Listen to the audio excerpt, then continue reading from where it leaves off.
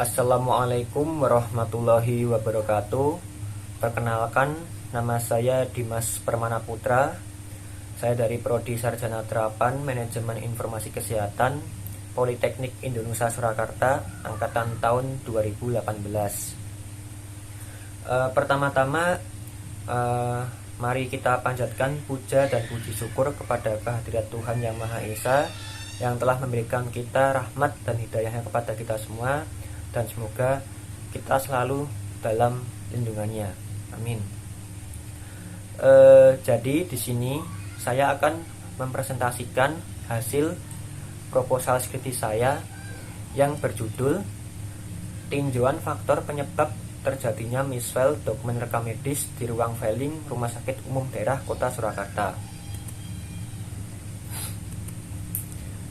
Lalu untuk agenda presentasi nanti, untuk yang pertama saya akan membahas tentang bab 1 pendahuluan, yang kedua bab 2 landasan teori, yang ketiga bab 3 metode penelitian. Baik, saya akan mulai. Bab 1 pendahuluan. Latar belakang. Menurut Peraturan Menteri Kesehatan Republik Indonesia Nomor 269 Menkes per 3 2008, rekam medis itu merupakan berkas yang berisikan catatan dan dokumen tentang identitas pasien, pemeriksaan, pengobatan, tindakan, dan pelayanan lain yang telah diberikan kepada pasien. Keberadaan rekam medis sangat diperlukan dalam menunjang terlaksananya kegiatan pelayanan kesehatan di suatu fasilitas pelayanan kesehatan. Pengelolaan rekam medis meliputi assembling, coding, indexing, analyzing, reporting, dan filing. Lanjut. Jadi menurut Budi 2011, ruang penyimpanan atau yang biasa kita sebut filing itu merupakan suatu tempat untuk menyimpan berkas rekam medis pasien rawat jalan, rawat inap, dan merupakan salah satu unit rekam medis yang bertanggung jawab dalam penyimpanan dan pengembalian kembali DRM. Jadi tujuan penyimpanan ini guna untuk mempermudah dan mempercepat ditemukannya kembali DRM yang disimpan di rak filing. Jadi akan tetapi apabila sistem penyimpanan berkas rekam medis itu tidak dilaksanakan dengan baik, tentu saja akan menimbulkan masalah. Nah, masalah ini yang sering terjadi di bagian penyimpanan, yakni kesalahan letak atau yang kita sebut misfile berkas rekam medis saat mengembalikan ke rak penyimpanan. Lalu lanjut. Jadi misfile itu dapat mengakibatkan berkas rekam medis sulit ditemukan, sehingga pencarian berkas rekam medis itu membutuhkan waktu yang lebih lama. Bahkan berkas rekam medis itu dapat hilang karena tidak dapat ditemukan. Nah, hal inilah yang menyebabkan pasien harus dibuatkan berkas rekam medis baru yang tentu saja di dalamnya tidak terdapat riwayat kesehatan dari pasien tersebut. Lalu apa saja faktor-faktor yang menyebabkan terjadinya misfile ini? Nah, di sini terdapat 5 faktor, yakni yang pertama sistem penyimpanan, sistem penomoran, sistem penjajaran, sarana ruang penyimpanan, dan petugas ruang penyimpanan.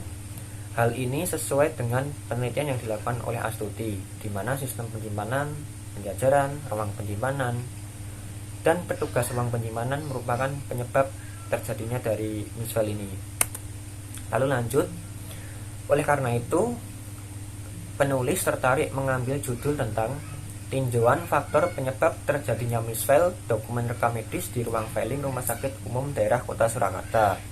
Dengan dilakukannya penelitian skripsi ini, diharapkan petugas unit rekam medis pada bagian filing mengetahui faktor apa saja yang menyebabkan terjadinya misfile dan dapat mencegah terjadinya misfile di ruang filing. Lalu lanjut ke rumusan masalah. Rumusan masalah di sini, apa saja faktor-faktor yang mempengaruhi terjadinya misfile dokumen rekam medis di ruang filing Rumah Sakit Umum Daerah Kota Surakarta. Lalu lanjut, di sini terdapat 2 tujuan. Yang pertama tujuan umum, Lalu yang kedua, tujuan khusus. Di tujuan umum ini untuk mengetahui faktor-faktor yang mempengaruhi terjadinya misfile dokumen rekam medis pada bagian penyimpanan. Yang kedua, tujuan khusus. Untuk mengetahui faktor penyebab kejadian misfile berdasarkan sistem penyimpanan di ruang filing, mengetahui faktor penyebab kejadian misfile berdasarkan sistem penjajaran di ruang filing, lalu mengetahui faktor penyebab kejadian misfile berdasarkan petugas yang ada di ruang filing, lalu yang terakhir mengetahui faktor penyebab kejadian misfile berdasarkan sarana penyimpanan berkas dokumen rekam medis di ruang filing. Lalu selanjutnya masuk ke manfaat penelitian. Di sini terdapat 3 manfaat, yakni manfaat bagi rumah sakit, manfaat bagi institusi pendidikan, lalu manfaat bagi peneliti. Bagi yang rumah sakit, diharapkan petugas itu, terutama petugas di unit rekam medis pada bagian filing ya, jadi diharapkan mengetahui faktor apa saja yang menyebabkan terjadinya misfile dan dapat mencegah terjadinya misfile tersebut. Lalu yang kedua, manfaat bagi institusi pendidikan. Di sini diharapkan menambah wawasan untuk bahan pembelajaran ilmu pengetahuan terkait faktor-faktor apa saja yang menyebabkan terjadinya misfile. Lalu yang bagi peneliti diharapkan menambah wawasan dan pengetahuan peneliti di bidang rekam medis, khususnya ilmu pengetahuan tentang faktor-faktor apa saja yang menyebabkan terjadinya misfile. Lalu lanjut ke keaslian penelitian. Nah, di sini saya mengambil 4 jurnal ya di sini. Jadi tujuan persamaan dan perbedaannya bisa dilihat. Mungkin seperti ini. Baik, saya akan lanjut ke bab 2, landasan teori. Jadi yang pertama, menurut Permenkes 2008 tentang rekam medis adalah berkas yang berisikan catatan dokumen tentang identitas pasien, pemeriksaan, pengobatan, tindakan, dan pelayanan lain yang telah diberikan kepada pasien. Menurut Depkes RI 2006, tujuan dari rekam medis ini yakni untuk menunjang tercapainya tertib administrasi dalam rangka upaya peningkatan pelayanan kesehatan di rumah sakit. Lalu menurut Konsil Kedokteran Indonesia tahun 2006, manfaat rekam medis yakni sebagai pengobatan pasien, peningkatan kualitas pelayanan, pendidikan dan penelitian, pembiayaan, statistik kesehatan. Lalu ada pembuktian masalah hukum, disiplin, dan etik. Kita lanjut ke sistem penjajaran. Jadi apa sih yang dimaksud dengan sistem penjajaran? Menurut Sudra 2013, dokumen rekam medis pasien dalam cara penyimpanan di rak filing dilihat dari tata cara penempatan tidak ditumpuk, melainkan disusun berdiri sejajar satu dengan yang lain, dengan memberi kunci letak nomor dokumen antara 00 sampai 99. Nah, penjajaran ini digunakan supaya petugas itu lebih mudah dalam pencarian dokumen yang akan digunakan sewaktu-waktu. Lalu, sistem penjajaran itu terdapat dibagi menjadi 3 cara, yakni SNF, MDF, dan TDF.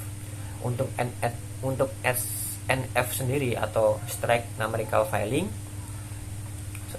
yaitu sistem penyimpanan dokumen rekam medis secara berurutan sesuai dengan urutan. Jadi sistem ini menggunakan nomor depan menjadi pacuan utama nomor pencarian rekam medis. Untuk yang MDF sendiri, ini angkanya yang digunakan sebagai acuan pencarian dokumen rekam medis yaitu angka nomor tengah. Untuk yang TDF, sistem penyimpanan yang digunakan sebagai acuan pencarian dokumen rekam medis yaitu memakai nomor akhir. Kita lanjut untuk sistem penyimpanan. Ditinjau dari pemusatan atau penyatuan dokumen rekam medis, menurut Sudra 2013 ada 2 cara penyimpanan, yakni sentralisasi dan desentralisasi. Kalau sentralisasi ini sistem penyimpanan dengan cara menyatukan dokumen rekam medis RJ, RI, gawat darurat milik pasien ke dalam satu kesatuan. Untuk desentralisasi ini memisahkan dokumen rekam medis RJ, RI, GD dalam folder tersendiri atau tempat tersendiri. Jadi untuk sentralisasi itu menyatukan, dijadikan satu berkas rekam medis RJ, RI, GD dijadikan satu. Kalau yang desentralisasi ini dipisah, jadi dalam folder tersendiri. Lalu lanjut ke misfile. Misfile adalah kesalahan penempatan berkas rekam medis, salah simpan berkas rekam medis, ataupun tidak ditemukannya berkas rekam medis. Jadi dalam kejadian misfile kerap terjadi karena faktor seperti sistem penyimpanan, sistem penjajaran, sarana ruang penyimpanan, dan petugas rekam medis di ruang penyimpanan. Akibat dari ditimbulkannya misfile ini, petugas rekam medis harus membuat dokumen rekam medis baru untuk pasien lama apabila pasien tersebut datang lagi berobat dan dapat mengganggu serta memperlambat petugas dalam pelayanan kepada pasien. Jadi perlu adanya pengendalian kejadian salah sisip ini agar kejadian salah sisip dokumen rekam medis ini dapat berkurang. Jadi pengendalian merupakan kegiatan yang dilakukan untuk menjamin agar setiap kegiatan yang dilaksanakan itu sesuai. Kita lanjut ke petugas penyimpanan. Petugas penyimpanan itu merupakan orang yang bertugas di bagian penyimpanan berkas rekam medis. Tugas pokok dari unit penyimpanan rekam medis antara lain: pertama, menyiapkan dokumen rekam medis dengan metode tertentu sesuai dengan kebijakan penyimpanan dokumen rekam medis, mengambil kembali dokumen rekam medis untuk berbagai keperluan, menyusutkan atau meretensi dokumen rekam medis, memisahkan penyimpanan dokumen rekam medis inaktif dari dokumen medis aktif, membantu dalam penilaian guna rekam medis, menyimpan dokumen rekam medis yang dilestarikan, lalu yang terakhir membantu dalam pelaksanaan pemusnahan dokumen rekam medis. Kita lanjut ke sarana penyimpanan. Menurut Permenkes 2008 tentang cara penyelenggaraan rekam medis menyebutkan bahwa sarana pelayanan kesehatan itu wajib menyediakan fasilitas yang diperlukan dalam rangka penyelenggaraan rekam medis. Sarana penyimpanan berkas rekam medis berupa tangga, rak, atau lemari tracer yang digunakan di bagian penyimpanan berkas rekam medis. Oleh karena itu, agar DRM ini yang keluar dari rak filing dapat dikendalikan sehingga mudah diketahui keberadaannya dan penggunaannya, maka setiap pengambilan itu harus disisipi tracer. Tracer itu merupakan kartu petunjuk atau output, merupakan kartu yang digunakan untuk pengganti dokumen rekam medis yang diambil untuk digunakan sebagai keperluan. Lalu kita masuk ke bab 3, metode penelitian. Untuk jenis dan rancangan penelitian, jenis penelitian yang saya gunakan yakni penelitian observasional deskriptif. Jadi penelitian deskriptif ini suatu penelitian yang dilakukan untuk mendeskripsikan atau menggambarkan suatu fenomena yang terjadi di dalam masyarakat. Lalu dalam survei deskriptif itu sendiri pada umumnya digunakan untuk membuat penilaian terhadap suatu kondisi dan penyelenggaraan suatu program di masa sekarang. Kemudian hasilnya digunakan untuk menyusun perencanaan perbaikan program tersebut. Jadi penelitian ini menggambarkan tentang faktor-faktor terjadinya misfile dokumen rekam medis di bagian penyimpanan. Lanjut untuk tempat dan waktu penelitian. Penelitian ini akan dilaksanakan di Rumah Sakit Umum Daerah Kota Surakarta. Untuk subjek penelitiannya sendiri, untuk yang populasi, semua petugas pada unit rekam medis di Rumah Sakit Umum Daerah Kota Surakarta. Untuk sampelnya, saya mengambil sampel petugas unit rekam medis pada bagian filing di RSUD Kota Surakarta. Untuk identifikasi variabel penelitian, jadi variabel independen dalam penelitian ini merupakan sistem penyimpanan dokumen rekam medis, sistem penjajaran, petugas unit rekam medis pada bagian filing, dan sarana penyimpanan dokumen rekam medis. Untuk variabel dependennya sendiri dalam penelitian ini adalah faktor penyebab terjadinya misfile dokumen rekam medis. Lalu ini ada definisi operasional variabel sistem penyimpanan, yakni sistem penyimpanan rekam medis di mana dengan cara menyatukan formulir-formulir rekam medis milik seorang pasien ke dalam satu folder, atau yang bisa kita sebut sentralisasi. Lalu yang desentralisasi memisahkan milik seorang pasien antara dokumen rekam medis rawat jalan GDRI ke dalam folder tersendiri. Untuk sistem penjajaran, Sistem penataan rekam medis dalam suatu sequence yang khusus agar rujukan dan pengambilan kembali atau retrieve menjadi mudah dan cepat. Lalu petugas atau sumber daya manusia, yakni seorang atau tenaga kerja yang ditugaskan untuk melaksanakan peran dan fungsi tertentu. Dalam hal ini yang terkait yakni petugas filing. Lalu yang selanjutnya sarana penyimpanan, sejumlah alat yang digunakan sebagai penunjang kinerja petugas filing, misalnya tangga, rak, lemari, dan tracer. Lalu yang terakhir kejadian misfile, yakni ketidaksesuaian letak dokumen rekam medis atau banyaknya dokumen rekam medis yang tidak ditemukan pada saat proses pencarian kembali. Lalu lanjut ke instrumen penelitian. Untuk yang observasi, saya melakukan pengamatan langsung terhadap keterampilan petugas filing, mengobservasi penyebab kejadian misfile, dan ketetapan penyimpanan dan penjajaran DRM serta ketepatan menggunakan sarana penyimpanan yang ada di ruang filing. Lalu untuk yang wawancara, saya membuat daftar pertanyaan yang sudah dibuat oleh peneliti untuk mendapatkan jawaban dari responden, yaitu petugas filing dan petugas rekam medis mengenai sistem penyimpanan, sistem penjajaran, sarana penyimpanan, serta pengetahuan tentang petugas tentang menyimpan dokumen rekam medis di ruang filing. Lanjut ke analisis data. Jadi dalam analisis data yang dalam penelitian ini menggunakan analisis deskriptif. Jadi analisis deskriptif dalam penelitian ini bertujuan untuk mengetahui faktor penyebab terjadinya misfile atau salah letak, lalu ketepatan penyimpanan dan penjajaran DRM, serta untuk mengetahui keterampilan petugas filing, lalu ketepatan menggunakan sarana penyimpanan yang ada di ruang filing. Lanjut untuk yang etika penelitian, yang pertama, peneliti mengurus surat izin penelitian yang dilakukan di RSUD Kota Surakarta, itu yang pertama. Lalu yang kedua, peneliti menjaga kerahasiaan DRM. Jadi masalah ini merupakan masalah etika dengan memberikan jaminan kerahasiaan hasil penelitian, baik informasi maupun masalah-masalah lainnya.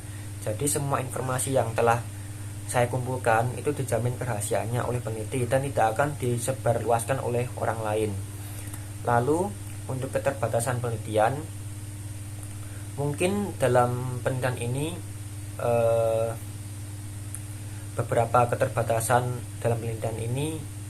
Yang pertama mungkin keterbatasan akses untuk dapat mengamati secara langsung